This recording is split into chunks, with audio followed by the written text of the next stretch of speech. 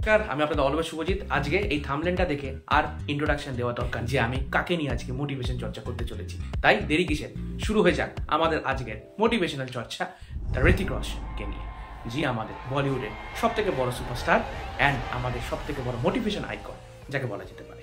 And আজ দেরি কিসের, ডাইরেক্ট পয়েন্টে চলে আসি। নেভার গিভ আপ, কখনো হাল ছাড়বেন না। ঋতিক রোশন তার জীবন থেকে চ্যালেঞ্জের মুখোমুখি হয়েছেন, কিন্তু তিনি কখনো হাল ছাড়েননি। একটি সিদ্ধান্ত নিন এবং এটির সাথে লেগে থাকুন। ঋতিক রোশন সবসময় কথাটি বলেছেন। Struggling to dig myself out of this hole. बात वो है, मैं होल में हूँ और मेरे को निकलना है यहाँ से। तो मैं तो ऐसा बोलते ना, मारते ना ऐसा, कुछ भी ঋতিক রোশন এটিও বলেছেন যে নিজেকে দ্বিতীয় অনুমান করার চেয়ে সিদ্ধান্ত নেওয়া এবং তার চেয়ে ভালো এগিয়ে যাওয়া অনেক বেটার। এটা একটা প্রসেস।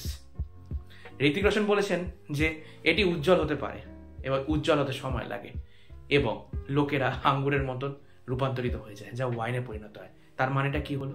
তার মানেটা হলো বৈধতার জন্য অন্যের ওপর নির্ভর করবেন না। তাই যখন তখন যে কেউ চেঞ্জ হয়ে যেতে পারে, এটাই সব থেকে বড় ফ্যাক্টর যেটা উনি বলতে চান। ঠিক আছে, ঋতিক রোশন বলেছেন আপনাকে যাচাই করার জন্য আপনার অন্যদের ওপর নির্ভর করা উচিত নয়, কারণ তারা আপনার কাছ থেকে এটি কেড়ে নিতে পারে যখন তখন। তাই আপনি কি আপনার সবকিছু কাটতে দেবেন? Definitely not.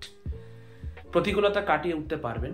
ঋতিক রোশন একটি বড় প্রবলেমে একটা টাইমে ফেস করেছিলেন, সেটা হচ্ছে তার স্ক্লোলিওসিস এবং হাঁটুর সমস্যা, যা তাকে অনেক চ্যালেঞ্জের মুখোমুখি কিন্তু তিনি ফেস করেছিলেন।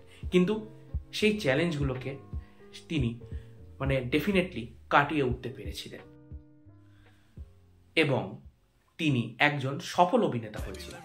আপনি কঠোর পরিশ্রমের মাধ্যমে আপনার লক্ষ্য অর্জন করতে পারেন। ঋতিক রোশন আমাদেরই একজন আইকন, যিনি লক্ষ্য উপার্জন করে তিনি আজকে বিশ্বের শ্রেষ্ঠ জায়গায় নিজেকে দাঁড় করিয়েছেন।